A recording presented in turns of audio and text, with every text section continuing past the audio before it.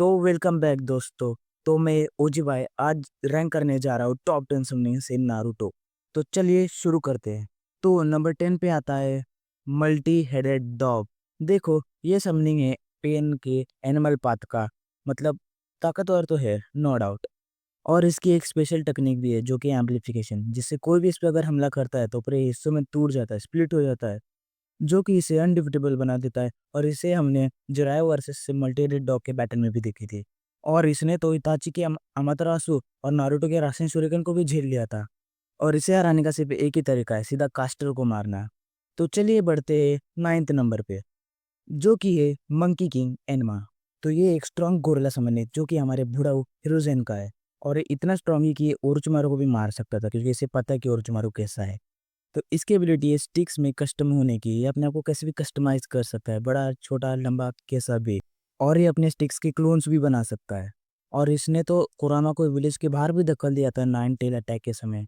तो अब बात करते हैं 8th नंबर की, जो कि है 3 वे डेडलॉक समन। तो इस समन में आपको एक साथ 3 एनिमल को समन करना पड़ता है, जो कि है टोड, स्लग और स्नेक, जो कि तुम्हारे डिफेंस अटैक हील सब एक साथ करेंगे। और ये इतना रेयर है कि इसे आज तक से थोड़े लोग ही समन कर पाए, जो कि है अपने 3 लेजेंडरी सानिन और सास्किया साकुरा और नारुतो, मतलब तबाही।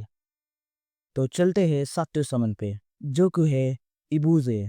तो ये समन है हांजो द सैलामेंडर का। और ये एक सैलामेंडर है जो कि एक जहरीला जंगली जानवर है। तो इसी बैटल के दौरान अपने 3 लेजेंडरी सानिन्स को एक टाइटल मिला था, द 3 लेजेंडरी सानिन। और इसकी एबिलिटी है कि ये अपने अंदर पॉइजन बना सकता है, वो भी बहुत जहरीले, जिसका एंटीडोट बनाना मुश्किल हो जाता है। तो नेक्स्ट समन जो नंबर 6 पे आता है, वो समन है फुकासाको और शीमा।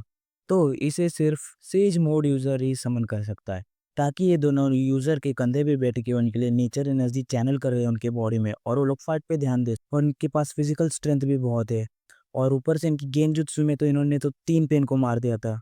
तो अब बढ़ते टॉप 5 की तरफ। तो नंबर 5 पे आता है 9 टेल समन। तो इसे सिर्फ उचिया समन कर सकते हैं, ताकि उसे गेंजुत्सु में डाल के उसको इस्तेमाल कर सके। और उसके डिस्ट्रक्शन की क्या ही बात है। और इसे आज तक सिर्फ 2 ही लोग समन कर पाए, ओबिटो और मादारा। तो अब बढ़ते हैं नंबर 4 की तरफ, जो कि है रीपर डेथ सील। तो एक और ओजुमाकी इसकी सीलिंग जुत्सु, इसे समन करने पे एक शिनिगामी आता है, जो कि किसी की भी सोल को अपने अंदर सील कर सकता है, पर बदले में यूजर की सोल का सैक्रिफाइस। तो अब बढ़ते हैं अपने टॉप 3 की तरफ। तो नंबर 3 पे आता है says art the 100 arms cannon. तो ये गॉड ऑफ शिनोबी हाशिरामा का समन है। इसे समन करने पे एक मूर्ति आती है जिसके 1000 हाथ होते हैं। और अगर उसके एक भी हाथ ने आपको छू लिया तो फिर आपका चक्रा ड्रेन हो सकता है, खत्म। तो नंबर 2 पे आता है गेडो स्टैचू।